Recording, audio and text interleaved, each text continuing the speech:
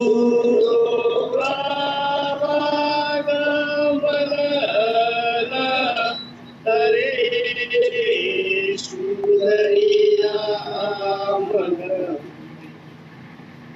कह रहे हैं, तू तो उन पद सो मित्र रे लाडला मन रे। ये मन को समझा रहे कि तुमको वो पद को जाना है। कौन सा? वो अमर पद को जाना है। और लाडला मन रे यानी मन और समझदार से मन को जन्म मरने के पद से निकल जा। महाराज कह रहे हैं कि तुम ये जन्म मरने के जो आपको अपना फेरा है, तो ये फेरे को अपने को मिटाना है।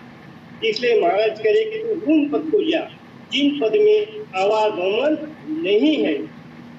लाडला मन रे, देखो ये मन को कितने प्यार से प्रेम से और इसे महाराज समझा रहे, ये लाडला मन रे वो पद को, तू तो आवागमन ना रे सुदया मन रे। महाराज कह रहे कि जन्म मरने का दुख बहुत भारी, बहुत बहुत भारी।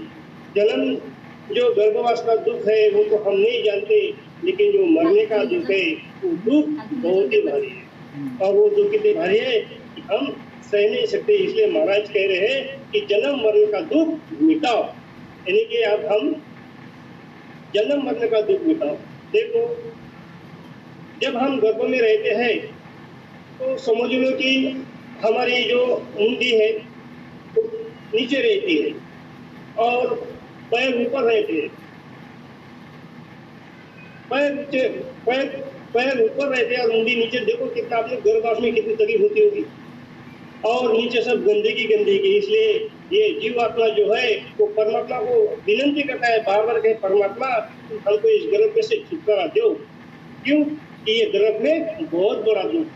इसलिए ये जीव भी उसको परमात्मा को आराधना करते, हम कैसे ही करके ये गर्भ में अब हमें नहीं चाहिए। अगर जब भी मैं गर्भ से बाहर निकलूंगा मैं आपका ही नाम लूंगा, सिर्फ परमात्मा का ही नाम लूंगा।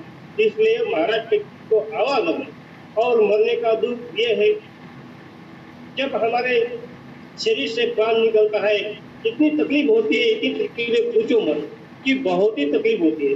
महाराज एक पद में कहते हैं भजन, महाराज एक पद में कहते हैं जन्म लियो रे जानी मरणो वरती ओतरिया लगर सिर कूटो रे। जन्म लियो रे जानी मरणो वरती ओतरिया लगर सिर कूटो रे। लाख उपायन करे नर कोई, भजन बिना नहीं छूटे रे। महाराज कह रहे कि जन्म लिए जानी मरनो पृथ्वी मुकरिया न बसते। अगर हम जन्म में आए हैं तो मरना पड़ता है।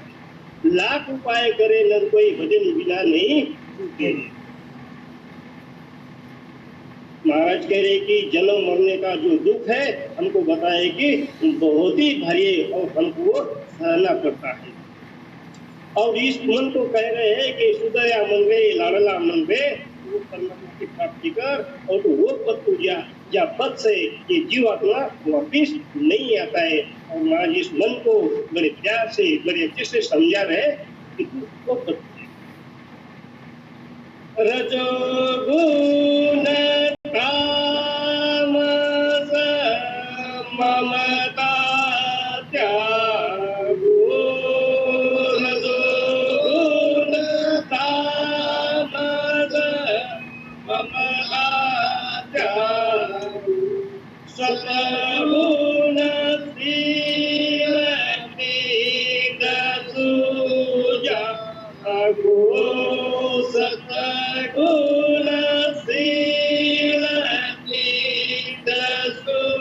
सुजागो रे।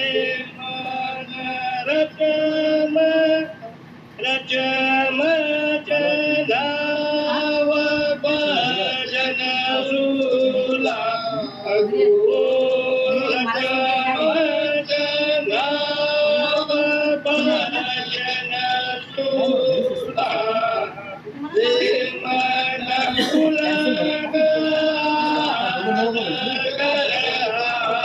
रे रे मन उलट हात रे.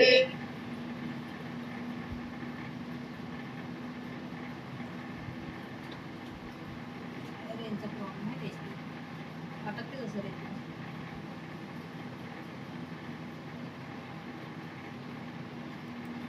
आता कसं काऊन तुम्ही कॅन्सल केलं?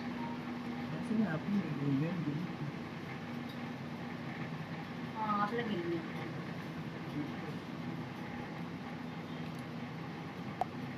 Bye bye.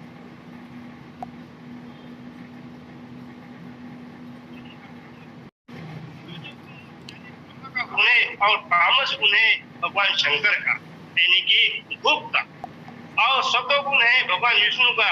महाराज के कि तुम 3 गुण त्यागो. रज गुण तामस ममता यानी ममता त्यागो. यानी यह मेरे और मुझे काल से बचाएंगे. महाराज कह रहे कि तुम ये 3 गुण त्यागो. रज गुण तामस ममता त्यागो सतगुणशील नींद सुजागो.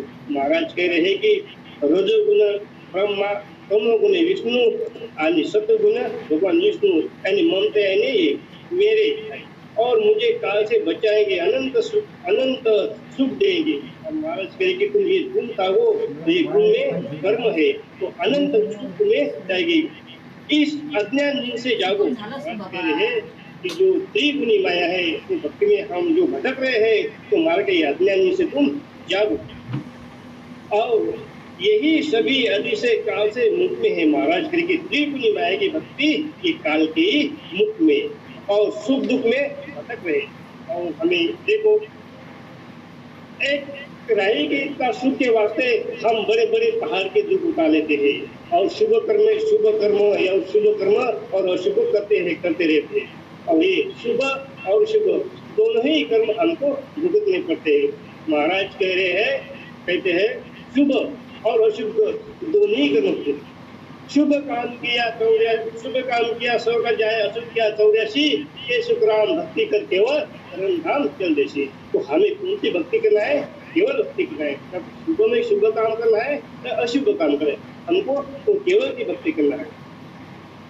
और सभी इन सुख दुख में भटक रहे हैं, तुझे काल से कैसे बचाएंगे? महाराज त्रिगुणी माया आपको काल से नहीं बचाएगी. और बिना दुख के अनंत सुख कैसे देगी? महाराज कह रहे हैं कि जो अनंत सुख है वो केवल भक्ति में. या तो समझ इसलिए ममता छोड़. और महाराज कह रहे हैं कि रजगुण तामस ममता त्यागो और रच मत लाओ नींद सुखना. महाराज कह रहे हैं कि हम जो है जैसे पानी और कीचड़ रचमच हो जाते हैं. जैसे हम राम नाम में हमको कैसा होना पड़ेगा? रचमच होना पड़ेगा. रचमच प्रेम और प्रीत से भजन करना पड़ेगा. प्रेम प्रीत और सूरत निरत और भजन हम जिससे करेंगे तो इसमें हम रचमच होंगे. और रचमच जब होंगे तब हमको परमात्मा की प्राप्ति. अधूरा उसमें नहीं चलेगा. इनकी प्रीत और प्रेम से भजन करना है. और बिना दुखे अनंत सुख कैसे देंगे ये तो समझ ले. इसलिए महाराज ममता भी छोड़ो. सत्य धारण कर आओ शील वर्त और अज्ञा की नींद से जागो. महाराज कह रहे कि सत्य गुण धारण कर और शील वर्त रख और अज्ञा की नींद से जाग. महाराज बोल रहे हैं कि अज्ञा की नींद से जागो.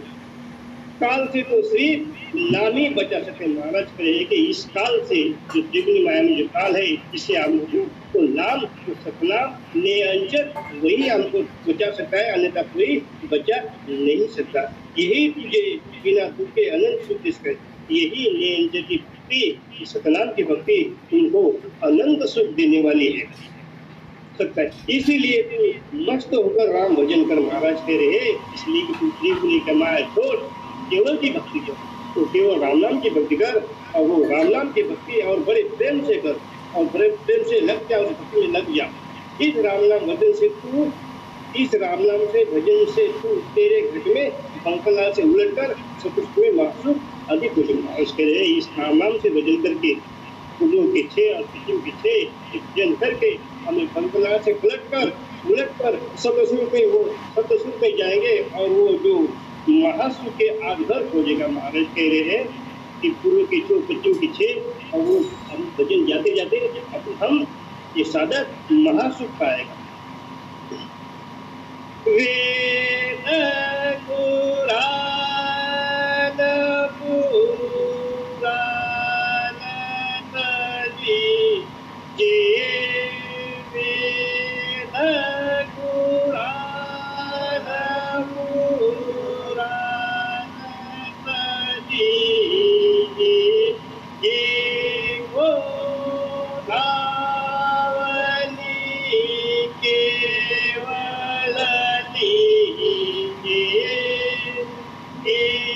हो नावनी केवल लीजे सब धन दूर की गदगर की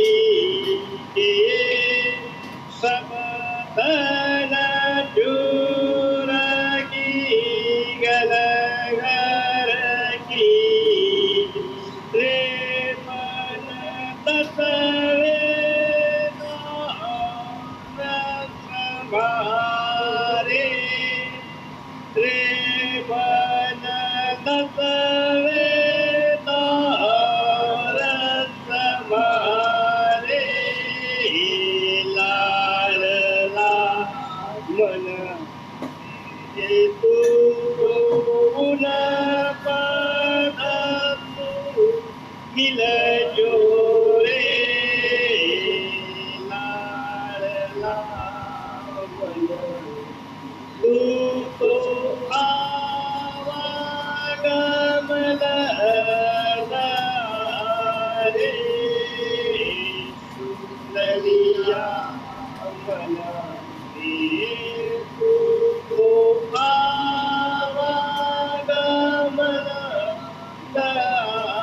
रे सुंदरिया मन महाराज कह रहे कि वेद पुराण महाराज कह रहे वेद पुराण की सभी क्रिया कभी त्यागो, वेद भी त्यागो, पुराण त्यागो, ये करनी क्रिया तुम त्यागो और महासुख देने वाला एक जीवन महाराज कह रहे वेद पुराण ये सब त्यागो और जो हमको महासुख देने वाला है वो महासुख देने वाला है एक केवल नाम से लग केवल हमको भजन बचा सकता है और वो परमात्मा का केवल तो नाम से हमको लगना है लगा तू तेरा सारा शरीर छेदन करके गगन में जाकर घर बना। महाराज करे कि हमारे शरीर में सूरज के छेद और सत्युग के छेद इनको शरीर को छेद करके गगन में चले जाओ यानी कि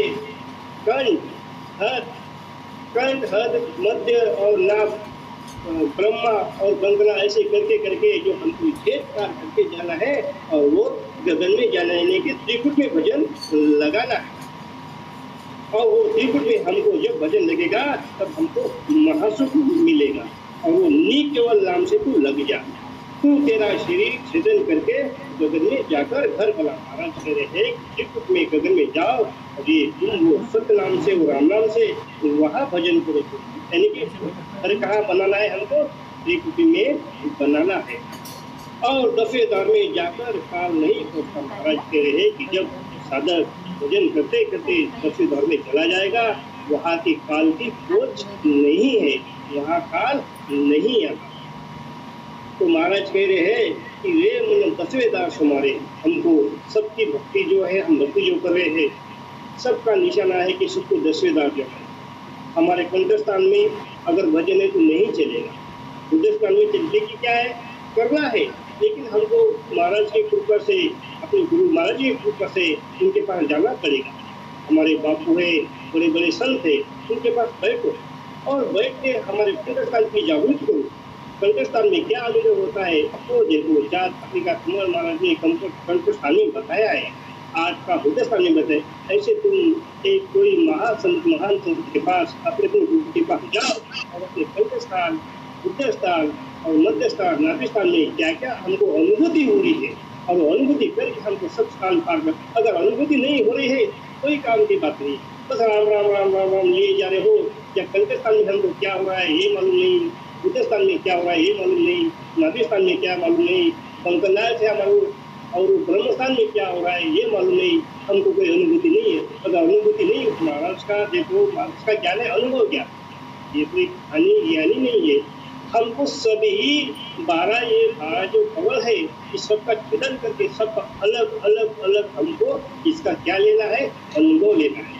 महाराज की वाणी में आता है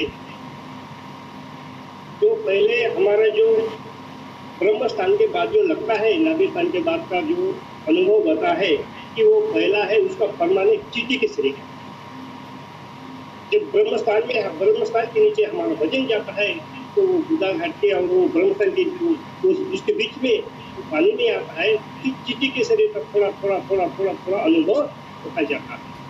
और उसके बाद हमारा भजन जब पलटता है तो फिर वो भजन करते हैं मीन का रास्ता, पहले चींटी का और दूसरा मीन का। जैसे मीन जब बारिश होती है तो नदी का पूर आता है तो सीधा नहीं, तो मछली दिशा पलट देती है, वैसे ही हमारा भजन बंकनाथ से पलट जाता है। तुलसीनाथ से बंकनाथ से मीन का रास्ता आता है। जैसे सीधा पानी में मछली नहीं जाती, मछली जाती है ऊपर, यानी कि आरी चढ़ती है ऊपर, मतलब पूरब की तरफ पानी जा रहा है तो पश्चिम की तरफ वो मछली चढ़ती है। तो दूसरा रास्ता हमारा कौन सा है? मछली का।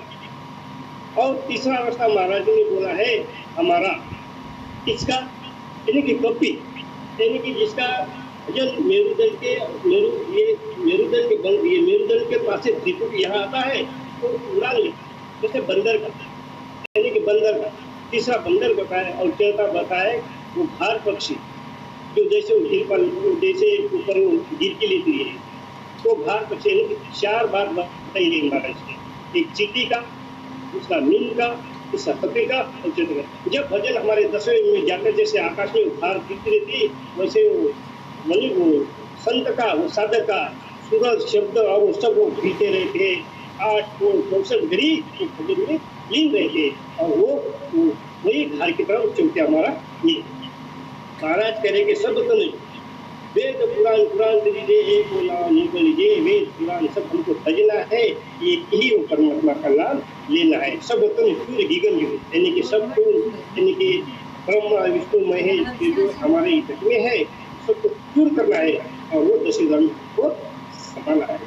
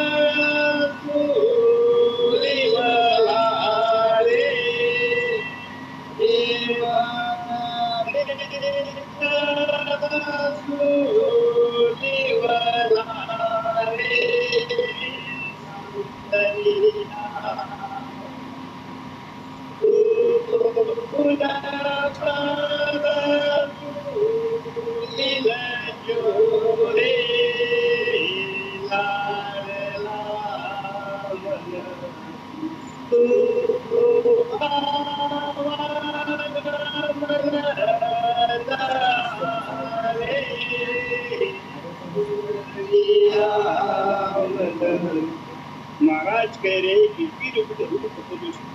ब्रह्मा विष्णु महेश और इन तीन रूपों को त्याग, हमें ये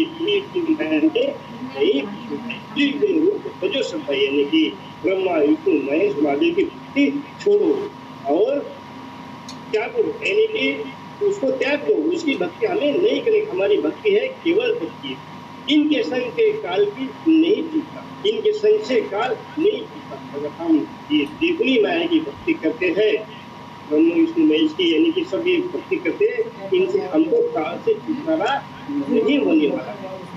काल का राम जी के संग भी छूटता, काल राम जी के संग से ही छूटता, इसलिए ब्रह्म विष्णु महेश के साथ ममता करना यह काल का मुख में महाराज